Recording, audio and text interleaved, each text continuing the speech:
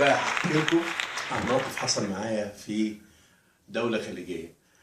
اللي حصل ان في جماعة مصريين هناك شغالين جنب يعني على اطراف المدينة دي.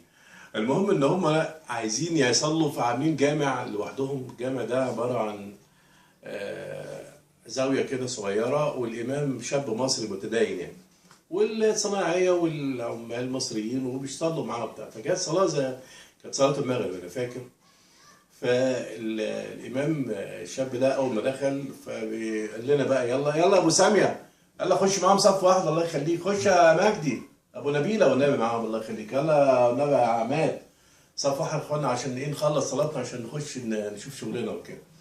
المهم اول ما هو ابتدى يعني اللي فاكر ابتدى يصلي فالله اكبر الله اكبر، ولسه هيبتدي نصلي لقينا صوت جاي من بره، واحد خليجي بدوي كده يعني بيقول لصاحبه يا اخويا طال عمرك نبي نصلي المغرب. قال له وين تصلي مع هذول المصارى؟ قال له الا وراك. قال له انت يا اخويا تصلي معاهم دول الكلاب هذول يتقبل الله منهم؟ قال له اخويا وراك ما يتقبل. قال له ما ادري عنك يا اخوي، يقول لي بصلوا ما صلوا هذول تراهم يا اخوي مصاروة، وش نصلي معهم احنا شغل قبايل احنا ترى. قال له ابدا يا اخوي صلي بس كرمك الله ان شاء الله خير طال عمرك.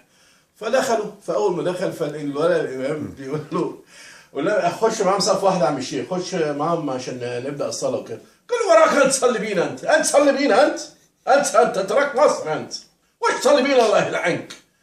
يا اخوي احنا العرب احنا نشوف القبائل احنا وراك. قال له يا عم احنا هنتخلي في بيت ربنا ولا ايه؟ عايز حضرتك تبقى الامام؟ اتفضل الامام وانا هرجع ورا عادي، بس ما نتخانقش هنا. قال يا اخوي وخر بالخلف امرك الله يلعنك، يا اخوي تصلي بينا والله ما ادري على الدنيا. فدخل الراجل اللي هو البدو ده يصلي بينا، وقف هو امام، فابيكم صف واحد يا جماعه الخير، انت يا اخو صف معهم، صف معهم الله الله كرمك الله حياك الله، الله اكبر. اقرا يا المصري انت اقرا.